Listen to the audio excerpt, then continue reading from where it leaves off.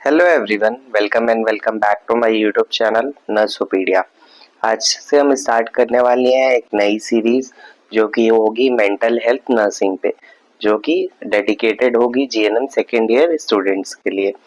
आज के इस लेक्चर के अंदर हम पढ़ने वाले हैं, बेसिक इंट्रोडक्शन करेंगे कि मेंटल हेल्थ नर्सिंग होता क्या है, डेफिनेशंस पढ़ेंगे हम मेंटल हेल्थ की, मेंटल इलनेस की, और कॉन्सेप्ट समझेंगे मेंटल हेल्थ और इलनेस का। फिर principles of mental health nursing पढ़ेंगे और फिर लास्ट में हम characteristics of mentally healthy person और misconceptions related to mental illness ये पढ़ेंगे। Introduction to mental health nursing. Mental health nursing is a specialized field of nursing focusing on care of individual with mental disorders। यानी कि mental health nursing एक specialised field है nursing की, जिसमें focus किया जाता है उन इंडिविजुअल्स पे जो कि मेंटल डिसऑर्डर से ग्रसित होते हैं। It aims to promote mental wellbeing, prevent mental illness and help in rehabilitation, also known as psychiatric nursing. Mental health nursing को हम साइकेट्रिक नर्सिंग भी बोलते हैं। अब साइकेट्री क्या होती है? साइकेट्री एक मेडिकल की एक स्पेशलिटी होती है जिसके अंदर हम स्टडी करते हैं, डायग्नोसिस करते हैं, ट्रीटमेंट करते हैं और प्रिवेंट करते हैं मेंटल एबनॉर्मलिटीज और डिसऑर्डर्स को। मेंटल हेल्थ, ठीक है, according to WHO mental health क्या है? Mental health is a state of well-being in which an individual realizes his or her own abilities, can cope with normal stresses of life, can work productively and contribute to the community। ठीक है, ये definition आप एकदम exactly ऐसे ही ऐसे रट लेना। ठीक है, mental health is a state of wellbeing in which an individual realises his or her own ability, can cope with normal stresses of life, can work productively and contribute to the community। Concept of mental health. Mental health का concept जहोदा ने 1958 में 6 indicators में दिया था। 6 indicators क्या हैं, आइए उन्हें देखते हैं। पहला तो एक पॉजिटिव एटीट्यूड होना चाहिए खुद की तरफ। दूसरा, growth and development and the ability to achieve self actualisation, यानी कि लगातार वो काम करता रहे, ग्रोथ आता रहे, डेवलपमेंट होता रहे और वो एक अल्टीमेट उसका पर्पस रहे कि वो अचीव कर ले सेल्फ एक्चुअलाइजेशन। ठीक है, नेक्स्ट फिर इंटीग्रेशन। इंटीग्रेशन यानी कि बैलेंस बनाना। जो भी लाइफ प्रोसेसेस होते हैं, बहुत सारे लाइफ प्रोसेस होते हैं हमारी लाइफ में और इन्वायरमेंट में, तो दोनों के बीच में हमें एक बैलेंस बना के रखना होता है। ऑटोनॉमी, ऑटोनॉमी यानी कि खुद से जो भी काम है वो खुद से करना है। ठीक है, ये कॉपी हो गया। ठीक है, तो ऑटोनॉमी का मतलब होता है कि अपना जो भी काम है वो अपना इंडिविजुअली खुद से करना है, इंडिपेंडेंट रह के। Accurate perception of reality without distortion, यानी कि जो रियल में है उसी को मानना, कुछ भी गलत चीजों को नहीं मानना। ठीक है, ये होना चाहिए। नेक्स्ट फिर इन्वायरमेंटल मास्टरी, यानी कि individual has ability to achieve satisfactory role within group, society and environment.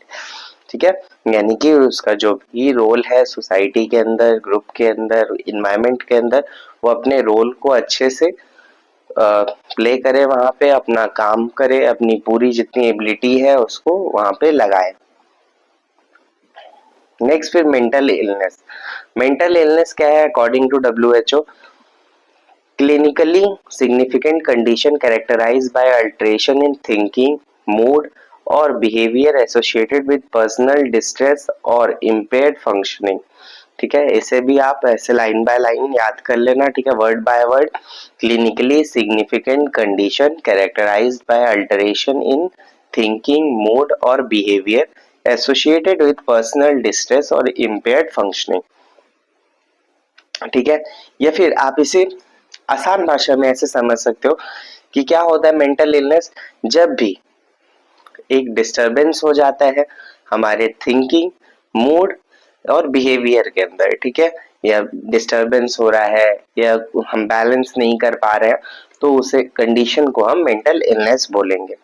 अब कॉन्सेप्ट ऑफ मेंटल इलनेस क्या है? यहाँ पे इटियोलॉजी ही दी हुई है। ठीक है, तो जो भी इटियोलॉजिकल कॉजेस होते हैं जैसे biological factors, psychological factors, social factor, इनको हम बहुत डीपली पढ़ेंगे, ठीक है। इसमें न्यूरोट्रांसमीटर्स भी होते हैं, पूरा एक इटियोलॉजी करके, इटियोलॉजी ऑफ मेंटल इलनेस करके एक मैं बनाऊंगा लेक्चर पर्टिकुलरली, उसके अंदर हम ये सारा अच्छे से समझेंगे।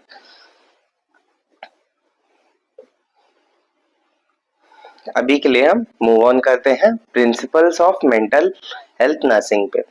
प्रिंसिपल्स क्या क्या है मेंटल हेल्थ नर्सिंग के? सबसे पहला तो प्रिंसिपल है कि जैसा भी पेशेंट है उसे उसी तरह से एक्सेप्ट करिए आप, ठीक है। दूसरा, मेंटेन करना है एक थेरेपेटिक नर्स पेशेंट रिलेशनशिप को, वहां पे अपने पर्सनल इमोशंस को हमें बीच में नहीं लाना है। Provide a safe and supportive environment, ठीक है, पेशेंट को एक सेफ और सपोर्टिव इन्वायरमेंट प्रोवाइड करना है। इनकरेज करना है इंडिपेंडेंस एंड सेल्फ केयर को। Use scientific and evidence based approaches. Maintain confidentiality, यानी कि आपको जो भी पेशेंट अपनी बातें बताता है उसे आपको गुप्त रखना है, कॉन्फिडेंशियल रखना है, किसी और के साथ शेयर नहीं करना, ठीक है।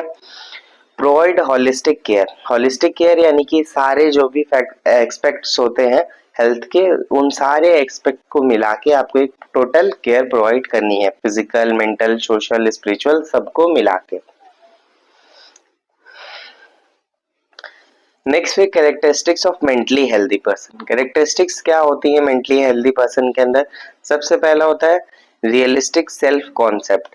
उनके अंदर क्या होता है, एक रियलिटी बेस्ड होता है, वो कुछ भी फैंटेसी में नहीं जी रहे होते, डे ड्रीमिंग नहीं करते हैं, अपना जो भी रियलिटी है उसके ऊपर वो काम करते हैं।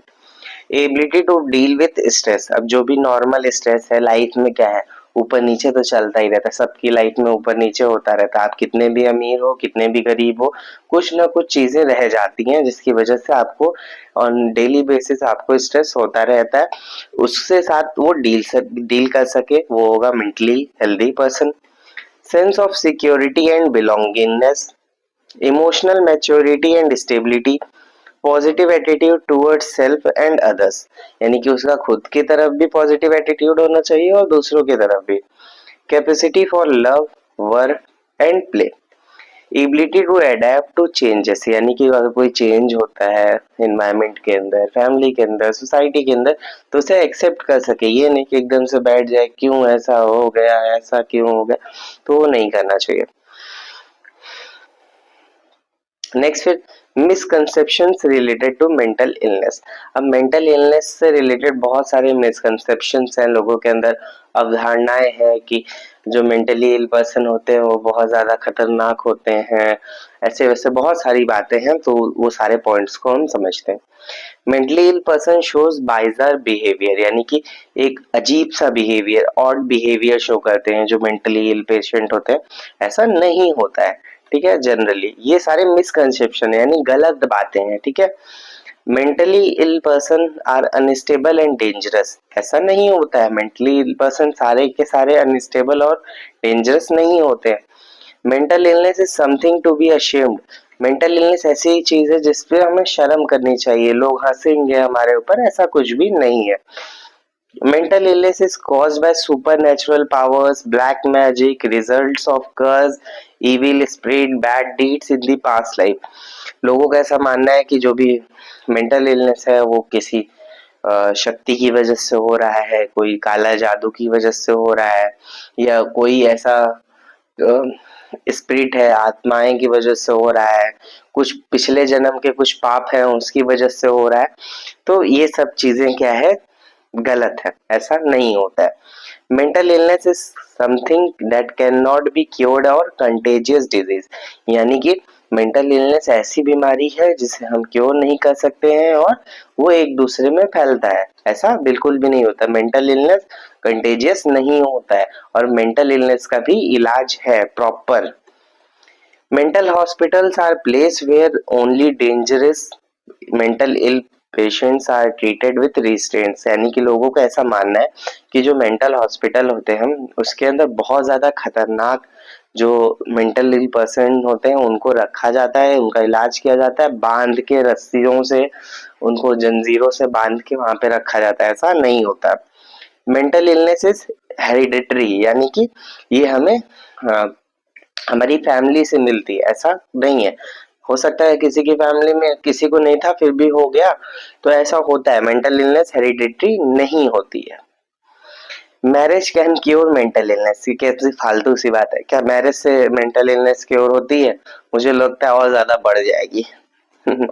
ऐसा भी नहीं होता, ठीक है, ऐसा भी मत बना लेना आप, ऐसा कुछ भी नहीं होता। Thank you for watching this video. अगर आपको ये वीडियो अच्छा लगा होगा तो लाइक करना, चैनल को सब्सक्राइब करना और अपने फ्रेंड्स के साथ शेयर करना। Thank you for watching this video.